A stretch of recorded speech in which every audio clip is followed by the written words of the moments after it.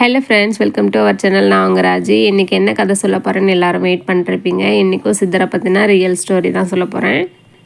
வீடியோவை முழுசாக பார்க்காம நிறைய பேர் எதையாச்சும் கமெண்ட் பாக்ஸில் டைப் பண்ணி வச்சுட்டு போயிடுறாங்க. வீடியோவை முழுசாக ஸ்கிப் பண்ணாமல் பாருங்கள். அப்போ தான் நான் எந்த சித்தரை பற்றி பேசியிருக்கேன்னு தெரியும். நான் சொல்கிறத அப்படியே இமேஜினேட் பண்ணிட்டே வாங்க. ஒருத்தர் தினமும் ஒரு பாட்டுக்கிட்ட ஆரஞ்சு பழம் வாங்குறாரு. எடைக்கேற்ற காசு கொடுத்துட்டு அந்த பழத்துலேருந்து ஒன்றை எடுத்து உரித்து வாயில் போட்டு சாப்பிட்டு பார்த்துட்டு, இந்த பழம் ரொம்ப புளிப்பாக இருக்குதுன்னு அந்த பாட்டிக்கிட்ட கொடுத்து நீங்களே சாப்பிட்டு பாருங்கன்னு கம்ப்ளைண்ட் பண்ணுறாரு. உடனே பாட்டி ஒரு சொலையை வாயில் போட்டு சாப்பிட்டு பார்த்துட்டு, இல்லையேப்பா பழம் நல்லா தானே இருக்குது அப்படின்னு சொல்கிறாங்க. அதை கேட்டு அவர் எதுவுமே பேசாமல் பழத்தை எடுத்துக்கிட்டு வீட்டுக்கு போயிடுறாரு. இதை ரெகுலராக வாட்ச் பண்ணிகிட்டு இருந்த அவருடைய ஒய்ஃபு அவர்கிட்ட, எங்கள் பழம் நல்லா இனிப்பாக தானே இருக்குது, ஏன் இப்படி நல்லா இல்லைன்னு சொல்லி ட்ராமா பண்ணுறீங்க அப்படின்னு கேட்குறாங்க. உடனே அவர் சிரிச்சுட்டே, அந்த பாட்டி நல்ல இனிப்பான பழம் தான் வைக்கிறாங்க, ஆனாலும் தனக்குன்னு ஒரு பழம் கூட எடுத்து சாப்பிட்ருக்க மாட்டாங்க. நான் இப்படி குறை சொல்லி கொடுக்கறதால பாட்டிக்கு எடைக்கு சரியான பணமும் கிடைக்குது, ஒரு பழமும் சாப்பிட்ட மாதிரியாச்சு அப்படின்னு சொல்கிறாரு.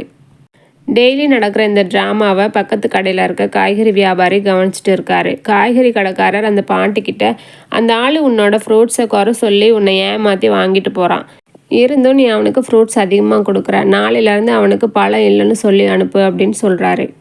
உடனே அந்த பாட்டி, அவன் என்ன தினமும் ஒரு பழம் சாப்பிட வைக்கிறதுக்காகவே இப்படி குறை சொல்கிற மாதிரி நடித்து பழத்தை கொடுத்து சாப்பிட வைக்கிறான், இந்த விஷயம் எனக்கு தெரியாதுன்னு அவன் நினச்சிட்டு இருக்கான். நான் ஒன்றும் அதிகமான இடையில் பழத்தை கொடுத்து ஏமாறலை, அதுக்கு பதிலாக அவன் என் மேலே காட்டுற அன்பில் இந்த தராசு கொஞ்சம் கொஞ்சமாக சரிஞ்சிடுது அப்படின்னு சொல்கிறாங்க. இந்த மாதிரி சின்ன சின்ன அன்பில் தாங்க ஜீவன் இன்னும் இருக்குது.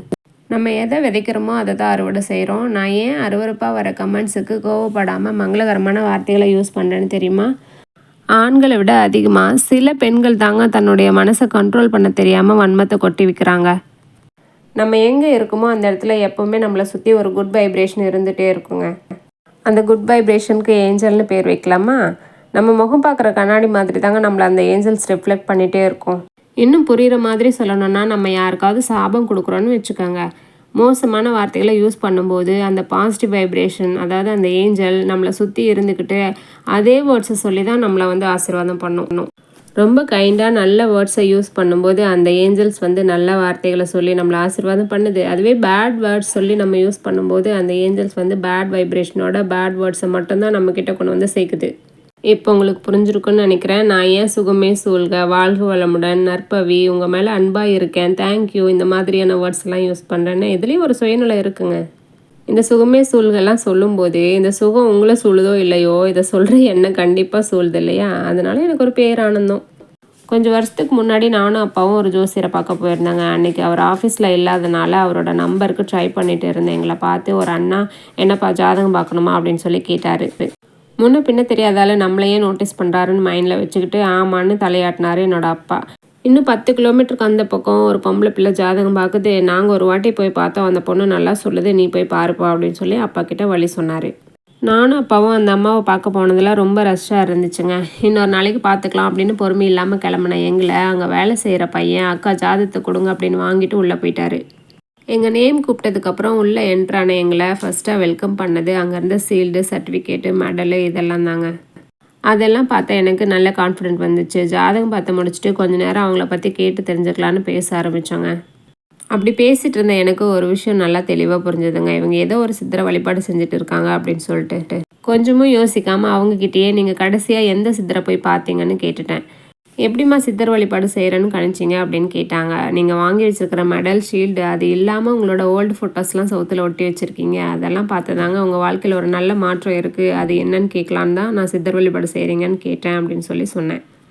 உண்மைதான், நீங்கள் சரியாக கணிச்சிங்க. என் வீட்டுக்காரர் கணக்கம்பட்டி போவார். கொஞ்சம் வருஷத்துக்கு முன்னாடி என்னையும் கூட்டிகிட்டு போனார். மூட்டை சாமிகள்னு ஒருத்தரை நான் பார்க்க போயிருந்தேன். அவர் முன்னாடி போய் நமஸ்காரம் பண்ணதாங்க அவருக்கு என்னாச்சுன்னே தெரில, போடி டேஸ் அப்படின்னு சொல்லிட்டு ஒரு பேட் வேர்ட் சொல்லி திட்டாருங்க. எனக்கு சொரே நேரிடுச்சு. இவரெல்லாம் ஒரு சாமியாரா இவ்வளோ மோசமான வார்த்தைகளை யூஸ் பண்ணி பேசுகிறாரு, கிளம்புங்க போகலாம் அப்படின்னு சொல்லிட்டு என் வீட்டுக்காரரை கூப்பிட்டுட்டு நகரும்போது அங்கே உட்காந்துட்டு இருந்த மற்றவங்களையெல்லாம், போங்கடா போங்க, அவள் பின்னாடியே எல்லாரும் போங்க, அவள் தான் உங்களுக்கு வாழ வழி சொல்லுவா, நான் இனிமேல் உங்களுக்கு எதுவுமே செய்ய மாட்டேன் அப்படின்னு சொல்லி ரகலை பண்ணி அடிக்க ஆரம்பிச்சிட்டாருங்க.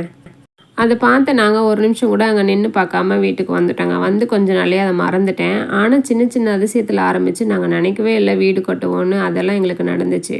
அதுக்கப்புறம் நான் ஜோசியம் படித்தேன். இப்போ எல்லாரும் என்னை தேடி வராங்க, வாழ வழி நீ தான் சொல்லணும் அப்படின்னு. அவர் சொன்ன மாதிரியே ஜோசிக்காரியாக நான் இன்றைக்கி உட்காந்துட்ருக்கேன். அவரை நான் உணரும்போது அவர் இல்லை அப்படின்னு சொல்லி சொன்னாங்க. அந்த ஜோசியம் பார்த்து 6 வருஷத்துக்கு அப்புறம் தாங்க எனக்கு பழனி போகிறதுக்கு ஒரு சான்ஸ் கிடச்சிது. எதிர்பாராமல் பழனிக்கு ஒரு திடீர் பயணம். ஒரு நாள் முன்னாடியே அமாவாசைக்கு கணக்கு மட்டியில் குடும்பத்தோடு தங்கிட்டு வந்தோம். ஜீவ சமாதியை ஏன் வழிபடுறோம், சித்தர்கள்கிட்ட என்ன இருக்குது அப்படின்னு உங்களுக்கு புரிஞ்சிருக்குன்னு நினைக்கிறேன். கல்லோ சமாதியோ யாருக்கு எது பிடிச்சிருக்கோ அதுக்கிட்ட பேசுங்க. ரெஸ்பான்ஸ் பண்ணால் கண்டினியூ பண்ணுங்கள், இல்லைனா வாட் நெக்ஸ்ட்டுன்னு போவோம். இந்த வீடியோ உங்களுக்கு பிடிச்சிருக்குன்னா like, comment, share and subscribe பண்ணி சப்போர்ட் பண்ணுங்கள். Thank you friends. சுகமே சூழ்க.